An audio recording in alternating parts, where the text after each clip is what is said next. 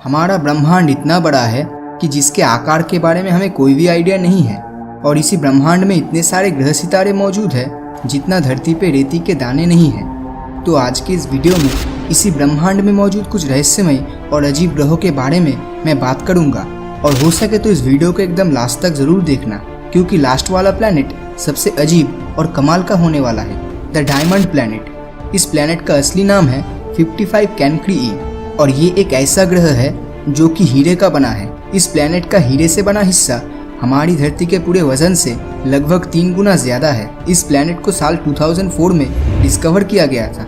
वैज्ञानिकों का कहना है इस प्लैनेट का 1/3 हिस्सा सॉलिड हीरे से बना हो सकता है। जैसा कि हम जानते हैं कि डायमंड कार्बन से बनता है, तो उसी तरह इस ग्रह का ज्यादातर हिस्सा कार्बन का बना है। वैज्ञानिकों ने अनुमान किया है कि इस प्लैनेट के कोर में मौजूद कार्बन के ऊपर बहुत ज़्यादा प्रेशर पड़ने की वजह से ये कार्बन डायमंड में कन्वर्ट हो गया है। ये प्लैनेट स्टार 55 कैनक्री ए के काफ़ी करीब मौजूद है, जिस वजह से इसका टेम्परेचर लगभग 1700 डिग्री सेल्सियस के करीब है। डायमंड से भरा होने के कारण पैसों के मामले में इस ग्रह की कीमत लगभग 27 नॉर्निलियन डॉलर्स की इक्वल है और ये हमारे पूरे धरती के जीडीपी से 385 क्वाड्रिलियन गुना ज़्यादा है। आइडिया के तौर पे एक क्वाड्रिलियन मतलब 1 के पीछे 15 जीरोस और एक नॉर्निलियन मतलब 1 के पीछे 30 जीरोस। आई होप इससे आपको एक आइडिया तो लग ही गया होगा कि इस ग्रह की क्या कीमत हो सकती है। अगला प्लैनेट है केपलर 452b। 2015 में नासा के मुताबिक धरती के जैसा एक प्लैनेट डिस्कवर्ड हो चुका है, जिसका नाम दिया गया है केपलर 452b। जैसे हमारी धरती का अपना खुद का सूरज है, उसी तरह केपलर 452b का भी अपना सूरज है, जिसका नाम है G2। हैरान कर देने वाली बात यह है कि धरती से सूरज की दूरी जितनी है, केपलर 452b के साथ उसके सूरज की दूरी भी लगभग उतनी ही है और यहाँ का एटमॉस्फेरिक कंडीशन भी लगभग हमारी धरती के जैसा ही है। मतलब हमारी अर्थ की तरह यहाँ भी पानी, मिट्टी और हवाएं होने की प्रबल संभावनाएं हैं। इसका मतलब यहाँ पर धरती की तरह बहुत से विचित्र प्रजाति के जीवों के होने का हायर पॉसिबिलिटीज है। पृथ्वी के साथ इतनी सिमिलरिटीज होने के कारण इसे अर्थ 2.0 भी कहा जाता है। सूरज का एक चक्कर लगाने में धरती को 365 डेज लगता है और वही दूसरी तरफ केपलर 452b को अपने सूरज G2 का एक चक्कर लगाने में 385 डेज जितना समय ले लेता है। मतलब दोनों के रिवोल्यूशन टाइम में सिर्फ 20 दिन का डिफरेंस है। हमारा सूरज 4.6 बिलियन साल पुराना है और वही दूसरी तरफ G2 6 बिलियन साल पुराना है। केपलर 452b हमारी धरती से 2 गुना बड़ा है, लेकिन अगर यहाँ पर एलियन लाइफ होने का चांसेस इतना ज्यादा है, फिर अभी तक हमें इस ग्रह में एलियन लाइफ के बारे में कोई इन्फॉर्मेशन क्यों नहीं मिल पाया है। दरअसल धरती से इस प्लैनेट की दूरी लगभग 1400 लाइट ईयर जितनी है। अब आप समझ ही चुके होंगे कि यहाँ तक पहुँचने में आज के टेक्नोलॉजी से बनी स्पेसशिप को कितना ज़्यादा समय लग जाएगा। लेकिन अगर फ्यूचर में नासा, SpaceX और इसरो जैसी स्पेस एजेंसी अगर स्पेस ट्रैवल टेक्नोलॉजी को फ्यूचर में इम्प्रूव कर पाए, तो हो सकता है भविष्य में हम इस ग्रह पे कभी ना कभी ज़रूर पहुँच पाएंगे। अगर ये दोनों प्लैनेट्स के बारे में जानकर आपको मज़ा नहीं आया हो, तो ज़रा इस अगले प्लैनेट के बारे में सुन लीजिए।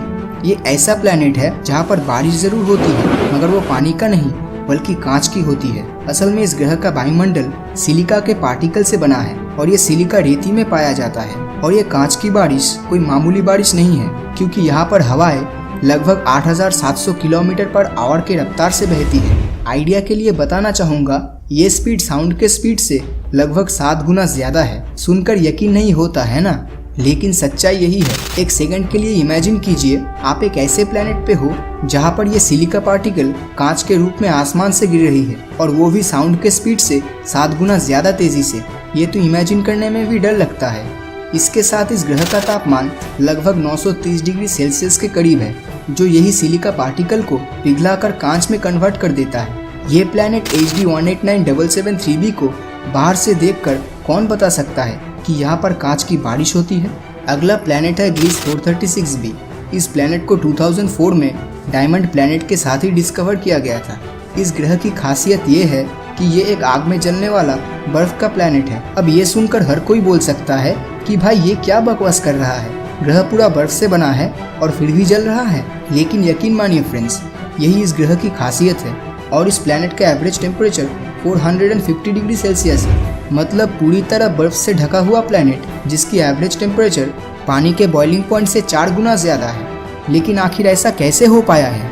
असल में इस प्लैनेट का ग्रेविटेशनल फोर्स इतना ज़्यादा है कि अगर हाई टेम्परेचर की वजह से बर्फ़ पिघलकर गैस में कन्वर्ट हो भी जाता है तो वो ऊपर आसमान में जाने की वजह और ग्रेविटेशनल फोर्स की वजह से सीधा प्लैनेट के अंदर चला जाता है और यही गैस फिर से बर्फ़ बन जाती है और यही रोटेशन प्रोसेस चलता रहता है और इसी आकर्षण बल के कारण ये एक नॉर्मल ग्रह की तरह भाप में बदल के बारिश भी नहीं ला पाता।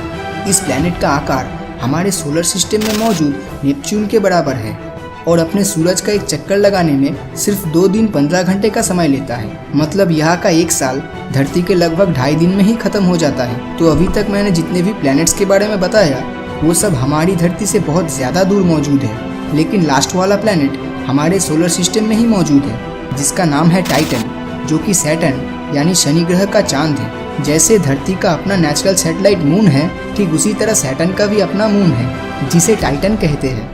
लेकिन इसमें आखिर ऐसी क्या खास बात है? टाइटन का एटमॉस्फेयर इतना डेंस है कि ईयर 2005 से पहले हमें ये पता भी नहीं था कि इसके भीतर की सतह पे क्या क्या मौजूद है। तो 2005 के बाद वैज्ञानिक टाइटन के भीतर की सतह के बारे में जान पाने में सक्षम हुए थे, जो कि कुछ इस तरह दिखता है। ये एक ऐसी जगह है जहाँ पर एटमॉस्फेयर के साथ साथ नदियाँ और झील भी मौजूद है। यहाँ तक टाइटन पर धरती की तरह ही बारिश होती है, लेकिन यहाँ का टेम्परेचर -179 डिग्री सेल्सियस जितना है। इसी वजह से यहाँ पर पानी भी छूने पर बिल्कुल एक चट्टान के जैसा महसूस हो सकता है और यहाँ पर natural gas methane gaseous condition में नहीं बल्कि लिक्विड स्टेट में रहता है। तो अब तक जो रिवर, क्लाउड्स और लेक्स की बात कर रहा था वो असल में पानी का नहीं बल्कि मीथेन गैस का बना है। अब तक टाइटन ग्रह के सिर्फ 20% रीजन के बारे में ही साइंटिस्ट जान पाए हैं, लेकिन सिर्फ उसी 20% रीजन में इतना ज़्यादा नेचुरल गैस मौजूद है जो हमारी पूरी धरती में मौजूद नेचुरल गैस और तेल से 100 गुना ज़्यादा है। जिस तरह हमारी धरती पर नेचुरल रिसोर्सेज की कमी दिखाई दे रही है, उस हिसाब से भविष्य में टाइटन ग्रह पर स्पेस मिशन करना इंसानी सभ्यता के लिए बहुत ही फायदेमंद हो सकता है। और टाइटन के बारे में सबसे अजीब बात यह है कि आप चाहे तो टाइटन पर उड़ भी सकते हैं। असल में टाइटन का एटमॉस्फेयर इतना ज़्यादा डेंस है और दूसरी तरफ यहाँ का ग्रेविटी उतना ही कम है। तो इसी वजह से अगर आप अपने दोनों हाथ और पैरों में पंख लगाकर उड़ने की कोशिश करते हो तो आप आसानी से टाइटन के एटमॉस्फेयर में उड़ पाएंगे किसी पंछी की तरह, जो हमारी धरती पे कर पाना लगभग नामुमकिन है। तो इन सारे प्लैनेट्स में से आपको कौन सा सबसे अच्छा लगा नीचे कमेंट करके ज़रूर बताएं। और अगर ये वीडियो आपको अच्छा लगा हो तो इस वीडियो को लाइक और अपने दोस्तों के साथ शेयर करना मत भूलना। और अगर अभी तक आपने हमारे चैनल को सब्सक्राइब नहीं किया है तो सब्सक्राइब करके नोटिफिकेशन बेल को ऑन कर दीजिए, क्योंकि मैं ऐसी ही वीडियोस हर हफ्ते लाता रहता हूँ। तो मिलता हूँ आपसे अगले वीडियो में और हमेशा की तरह थैंक्स फॉर वॉचिंग।